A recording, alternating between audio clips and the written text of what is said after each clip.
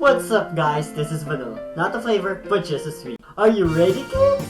I can hear you. So kids and adults alike enjoy watching Spongebob SquarePants. But recently, people have been going on about how Spongebob promotes sexual propaganda and again, violent behavior. Well then, I'm here to prove them wrong because that's crap.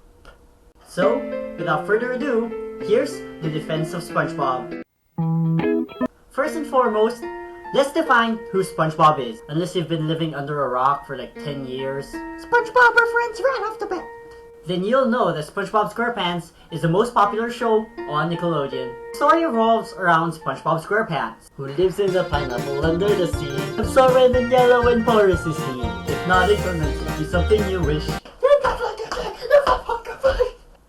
I don't know where he did it. In addition, it's an Emmy Award-winning cartoon which broke countless awards as well. Countless records, and won many awards. I am so sorry for that. Though originally shown in the US, the series is broadcast all over the world.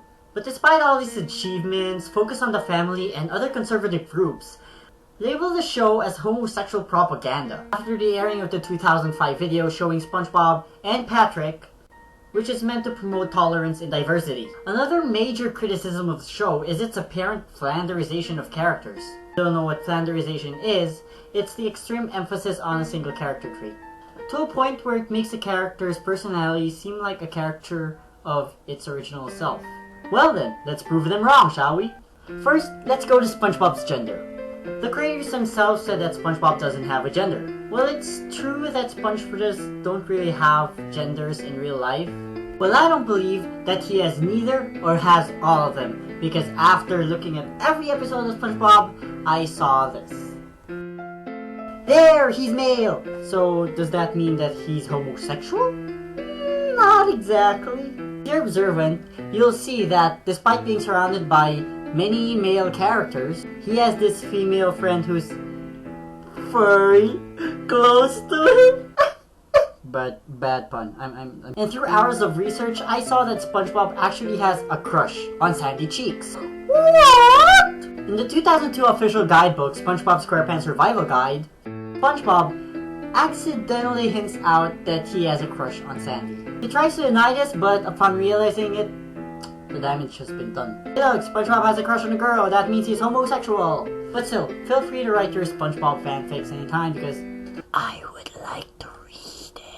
Next, and probably the most common notion for every cartoon ever, they say SpongeBob promotes violence. Well, give me an episode where SpongeBob actually holds a grudge and beats up a person with his bare hands. The thing is, he's not capable of doing that because, well, not to be rude, but he's puny. Let's recall one episode of SpongeBob where the bully actually wants to beat him up. What does he do? Well, at the end of the episode, we see the bully beat up without him doing anything. But does that mean that SpongeBob is defenseless? Well, not exactly. Let's not forget that SpongeBob knows karate. Although he's not good, he still tries his best. There's also one episode in the recent season that SpongeBob actually teaches Patrick to use karate for the right reasons. With a greater power comes a greater responsibility. Just because he's weak doesn't mean that he wants to be weak all the time. He still strives to be strong. He strives to change. And that's why he practices karate. In this aspect, we can also say that SpongeBob isn't really a flanderized character. So if it doesn't promote violence or sexuality, then what does it promote? Well, to find out, we have to go back in time. Whoa! Let's talk about the Yellow Sponge's history. So the concept of SpongeBob started from Stephen Hillenburg, who was a marine biologist by that time. He made an animated short film entitled, wait for it, SpongeBob Ahoy!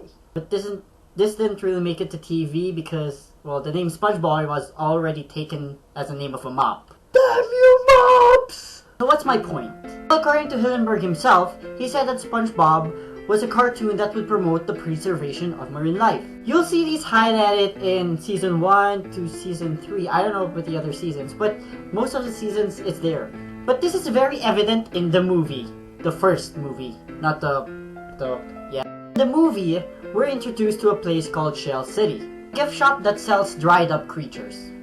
It even led to one of the saddest moments in Spongebob history. The yellow sponge nearly dying just so that it could be sold as a souvenir. If it weren't for the tear of friendship, well, they would be... In the end, the dried up creatures came back to life and beat the shock out of those. Oh! They beat up the guy who was selling them. So yeah. Here we can see how important marine life really is and how they want to fight back just in case they were to hurt them, hurt us, hurt the marine life. They're saying they're not meant to be sold as souvenirs, and that clearly shows the theme of marine preservation. So what can we conclude from this? Well, we see that SpongeBob not only teach kids to love marine life, but also not to be violent and just simply enjoy life. Lastly, before jumping into any kind of conclusion, make sure you know a person or thing before judging them. It'll help you a lot in the future. Trust me. And here ends my defense of SpongeBob. But what do you guys think?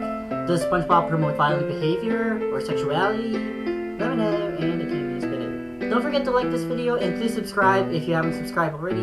More videos coming up. Once again, this is vanilla, not the flavor, but just the sweet.